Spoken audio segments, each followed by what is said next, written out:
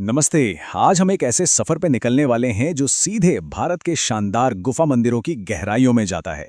ये कोई आम मंदिर नहीं है।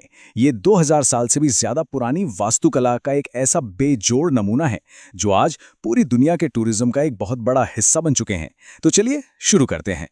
इनके विशाल पैमाने का अंदाजा लगाना चाहते हैं तो जरा इस नंबर पर गौर कीजिए। ये अजीम विरासत लगातार 2000 सालों के आध्यात्मिक और आर्किटेक्चर के विकास का नतीजा है।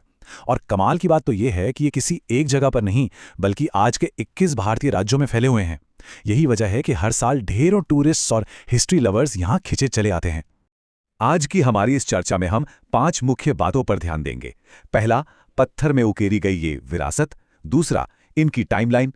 तीसरा, इन गुफाओं के 4 मुख्य स्तंभ। चौथा, इनमें छुपी क्राउन ज्वेल्स यानी विश्व धरोहर। और आखिर में ये समझेंगे कि ये आज ऐतिहासिक टूरिज्म के इतने बड़े इंजन कैसे बन गए हैं। तो चलिए सबसे पहले हिस्से की तरफ बढ़ते हैं। पत्थर में उकेरी गई विरासत, जहां हम प्राकृतिक चमत्कारों और इंसानी इंजीनियरिंग की जीत के बीच का फर्क समझेंगे। यहाँ एक बहुत ही दिलचस्प फर्क देखने को मिलता है। एक तरफ तो हमारे पास ऐसी गुफाएं हैं जो हजारों सालों से प्राकृतिक रूप से बनी हैं, जैसे कि प्री हिस्टोरिक शेल्टर्स या स्टैलेक्टाइट फॉर्मेशंस जिन्हें पवित्र माना गया। पर दूसरी तरफ वो रॉक कट कॉम्प्लेक्स हैं जिन्हें इंसानों ने अपनी जबरदस्त इंजीनियरिंग से पहाड़ों को काटकर बनाया है। इनमें बड़े बड़े हॉल्स और नक्काशी वाले मंडप हैं। और सच कहूं तो दोनों ही तरीके की गुफाएं आज टूरिस्ट के लिए एक बहुत बड़ा आकर्षण है।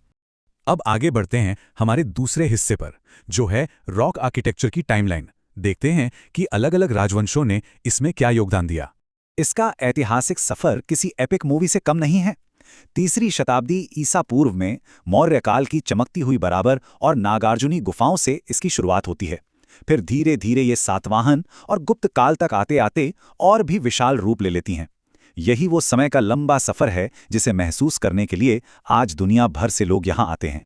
तीसरे हिस्से में हम बात करेंगे गुफा तीर्थों के 4 स्तंभों की, यानी बौद्ध, हिंदू, जैन और प्राकृतिक गुफाएं। शुरुआत करते हैं बौद्ध गुफा वास्तुकला से। अगर आप महाराष्ट्र में अजंता, कार्ला या एलोरा गए हैं तो आपने देखा होगा कि ये कितनी विशाल हैं। चैत्य हॉल्स, विहार और उन पर बने वो बारीक भित्ति चित्र यानी म्यूरल्स, ये सब उस वक्त के बड़े लर्निंग सेंटर्स हुआ करते थे। आज यही चीजें इंटरनेशनल टूरिस्ट को अपना दीवाना बना देती हैं। वहीं दूसरी तरफ हिंदू गुफा मंदिर इंसानी इंजीनियरिंग का एक अलग ही लेवल दिखाते हैं। एलोरा, बादामी और एलिफेंटा जैसे सेंटरों में पहाड़ों को काटकर बनाए गए विशाल मंडप और उनमें उकेरी गई पौराणिक कथाएं देखकर कोई भी दंग रह जाए। सोचिए, इनकी स्केल इतनी ग्रैंड है कि दुनिया भर से आने वाले यात्री बस इन्हें देखते ही रह जाते हैं। फिर आते हैं जैन गुफा मंदिर। ये अपनी बहुत ही डिटेल्ड और बारीक नक्काशी और शांत तीर्थंकर मूर्तियों के लिए जाने जाते हैं। उड़ीसा के उदयगिरी खंडगिरी या एलोरा की जैन गुफाओं को ही ले लीजिए। यहाँ आकर एक अलग ही शांति और संयम का एहसास होता है जो हेरिटेज टूरिज्म में आर्ट और स्पिरिचुअलिटी का एक जबरदस्त कॉम्बिनेशन पेश करता है। और आखिर में आती हैं हमारी प्राकृतिक पवित्र गुफाएं। यहाँ इंसानों ने छेनी हथौड़ी नहीं चलाई, बल्कि नेचर ने खुद स्टेलेक्टाइट जैसी आकृतियां बनाई हैं जिनकी गहरी पौराणिक मान्यताएं हैं। अमरनाथ और वैष्णो देवी जैसे हिमालयी तीर्थ इसके सबसे सटीक उदाहरण हैं। आज ये जगहें पिलग्रिमेज टूरिज्म का ऐसा सेंटर बन चुकी हैं जहाँ हर साल लाखों की भीड़ उमड़ती है।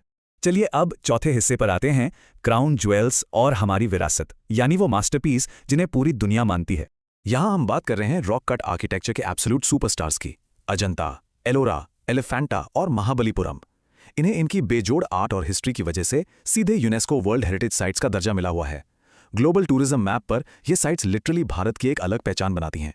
यूनेस्को की लिस्ट के अलावा भी बादामी और कार्ला जैसे नाम हमेशा सबसे मशहूर गुफा मंदिरों की लिस्ट में टॉप पर रहते हैं।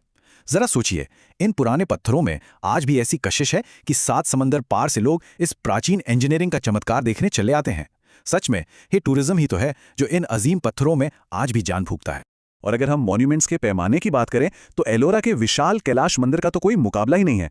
क्या आप यकीन करेंगे कि एक पूरे के पूरे पहाड़ को ऊपर से नीचे की तरफ काटकर यह मंदिर बनाया गया था। आर्ट, थियोलॉजी और इंजीनियरिंग का ये मास्टर क्लास किसी भी टूरिस्ट को हैरान करने और भारत खींच लाने के लिए काफी है। ये सच में माइंड ब्लोइंग है।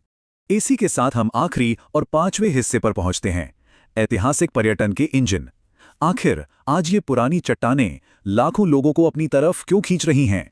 देखिए, इन मंदिरों का अट्रैक्शन किसी एक चीज तक सीमित नहीं है। ये एक ही वक्त पर एक्टिव आध्यात्मिक सेंटर्स भी हैं, पुराने विश्वविद्यालयों की बची हुई निशानियां भी और जबरदस्त इंजीनियरिंग का चमत्कार भी।